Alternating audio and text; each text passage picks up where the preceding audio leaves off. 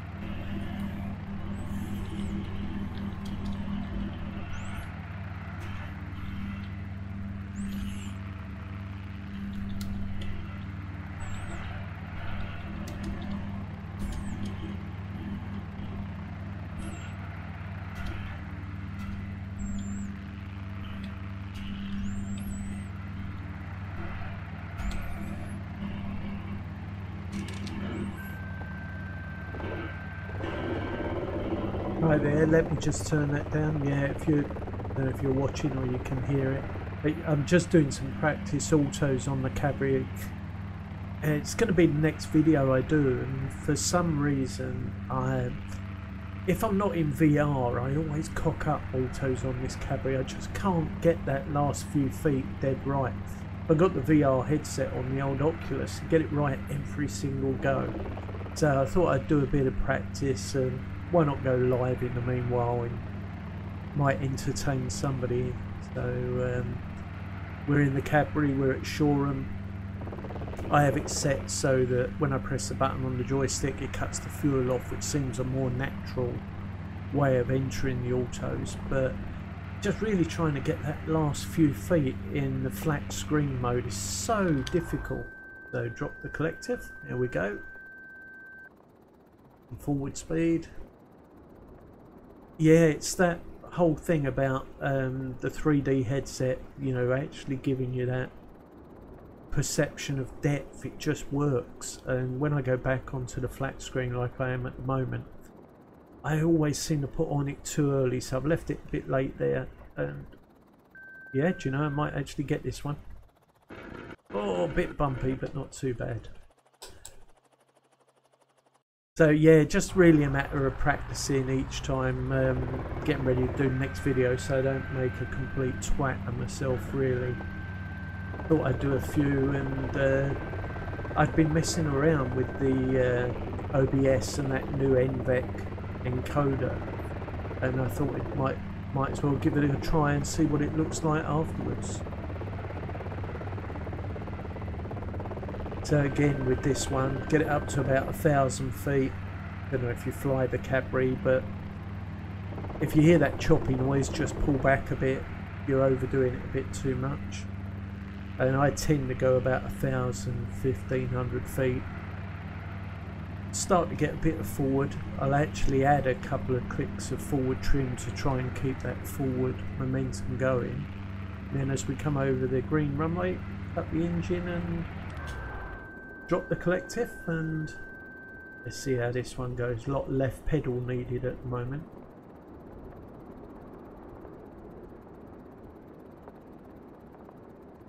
Oh, it's going to be a running auto, I think this. It's going to be a stretch it out.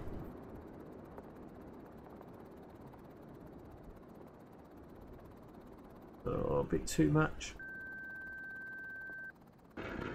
Oh, not too bad.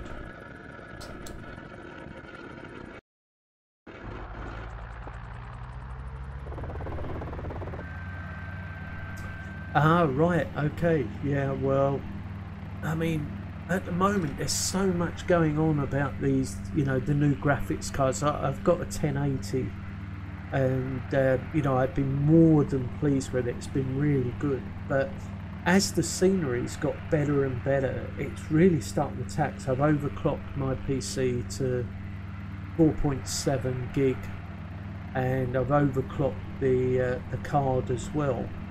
And you know, it's acceptable, but one of the things I'm noticing, and I'll always go on about, is when I watch the replays back, when we're stationary like this, the grass textures halfway up the screen look okay, but then any further on than that they start getting compressed and start looking mushy.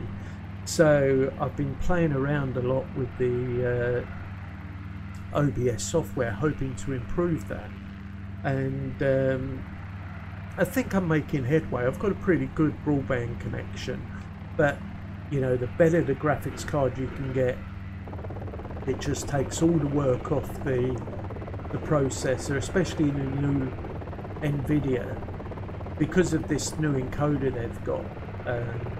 I'm just going to call it an NVENC Encoder. It actually takes so much work off the processor. I think it's about 15% load off the processor, and of course X-Plane isn't particularly good at the workload on the processor, so anything you can take away from that on the graphics card has got to be good. So again, up to about 1500 or 1000 feet.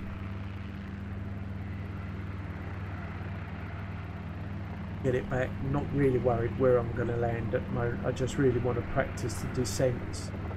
Got a few clicks of forward trim on, cut the engine, drop. Hit a left pedal all the way down.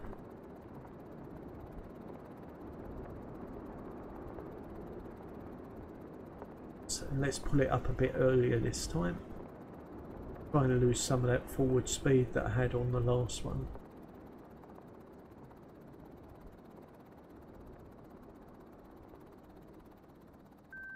Oh, yeah, do you know, nearly there, and then just too much. I'm always about 4 feet too high. When you watch it back on the replay, it's so annoying. But practice makes perfect, and I get such better graphical quality on the big flat screen than I do on the, obviously on the Oculus, which I absolutely love. It's so realistic. I've got to practice this before I do the next video, otherwise I'll be making a bit of a prat of myself otherwise.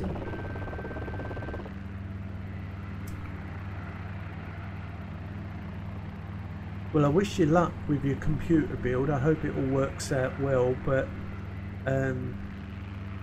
everything is pushing the limits at the moment. I'm hoping the X-Plane are going to be able to come up with a, I think it's called Vulcan, isn't it? The new X-Plane engine, and maybe instead of being so intensive on the processor, it might actually relieve some of the stress on the processor.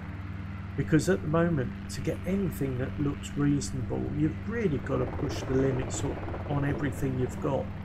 And of course that's limiting people coming into X-Plane. They're buying basic gaming PCs and are actually finding they don't do the job on even a basic sort of scenario using Orbix or something like that. There we come again. We're going to cut the engine, drop the collective, left pedal. We'll keep it much more level this time on the way down. So I've lost a lot of that forward speed. They recommend you keep about 40 or 50 on the speed going in, but I'm going to try float this one in really gently and see what happens. So lift up, getting close, getting close.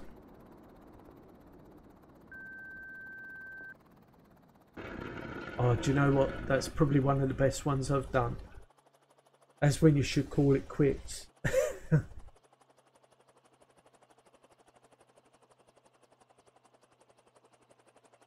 Yeah, I think a lot of people are talking about that Ryzen processor. You know, it's supposed to be really, really good, but as usual, I think it'll always come down to the graphics card in the end on X-Plane.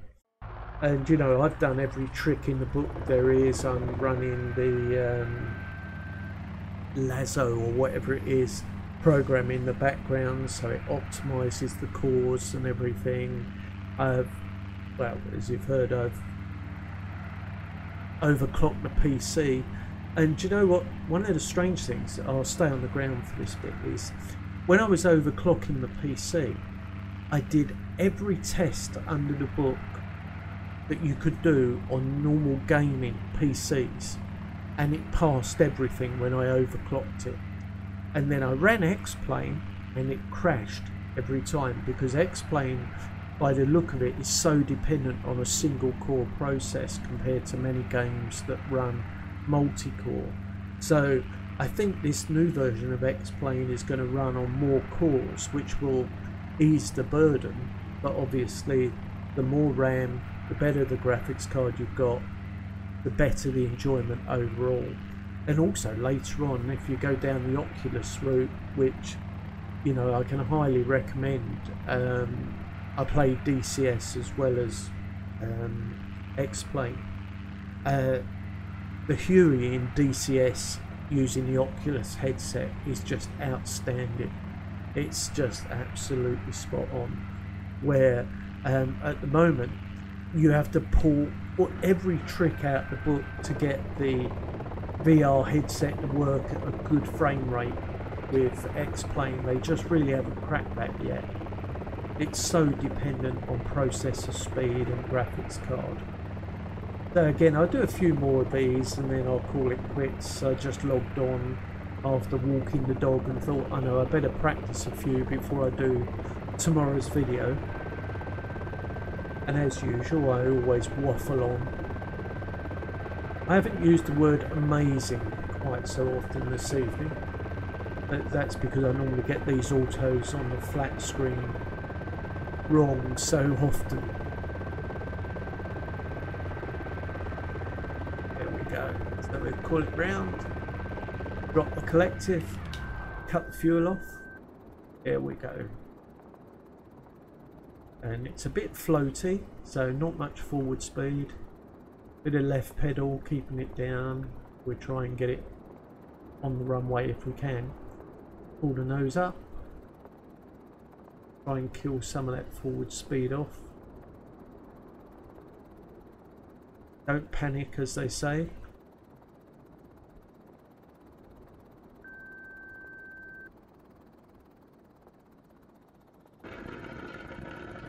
Well, that's what they call a nice rolling auto, but not the best. I hope you build a sim Piper Warrior and put it on my trailer to make it. Yeah, absolutely. I mean, I have had helicopter lessons many years ago. I flew radio control helicopters. Two members of my helicopter club that I ran actually had real helicopters, so I actually did get to fly an Enstrom, and I think they called it a Shark at the time. And do you know what? Within about 5 minutes, I could hover a helicopter quite easily. And once if ever you've flown radio control stuff, one of the things like I can do, if we go F4 outside view, don't know if it's going to let me do it. If we go F4 outside view and zoom in a bit, having flown radio control helicopters, the nice thing is that in X-Plane you can actually fly it as if it was a radio control helicopter. So you know, here I can fly it from outside, and actually it doesn't really bother me. I can fly circuits or nose in because of my radio control background, which is very difficult to do. That's one of the hardest things to do, apart from doing it inverted, nose in, hovering. And of course, in radio control stuff, doing autos, we used to do flips, inverted, rolls on the way down with no problem at all, and there'd be loads of inertia left at the bottom. What I do find is with the X-Plane, especially with the Cadbury, you've got to get it dead right. There's not much leeway. So in terms of learning your stick maneuver and your muscle memory, it's a brilliant way of doing it. I can only say that for hovering, certainly, it will be a big bonus. I'll jump back into inside.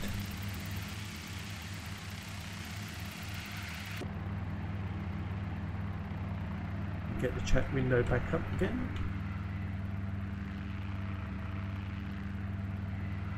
So, well, I hope your machine all works out okay and everything works out well for you. It's so machine dependent, and I hope, you know, getting a Ryzen will make a huge difference to your, let's say, your visual treat, as it were. So I'll practice a few more of these and then go on, turn off. But thanks for coming online, and I really appreciate the input. There we go on the last one. Let's try a 360. So we'll actually nose down, rotate round 360, pull the nose up. You'll be very lucky to get away with this one, but we might. Yes, just. Well, I wish you luck with all your computer and everything, and I'll call it quits there for this evening anyway. But thanks, Piper Warrior, for coming on and just saying hello. I appreciate it. If you get a chance, post what you thought the graphics looked like, because I've been playing around with the graphics card so much, and it'd be interesting to see what you as the viewer are actually seeing. So thank you very much anyway, and I'll call it quits there. Talk to you soon. Bye.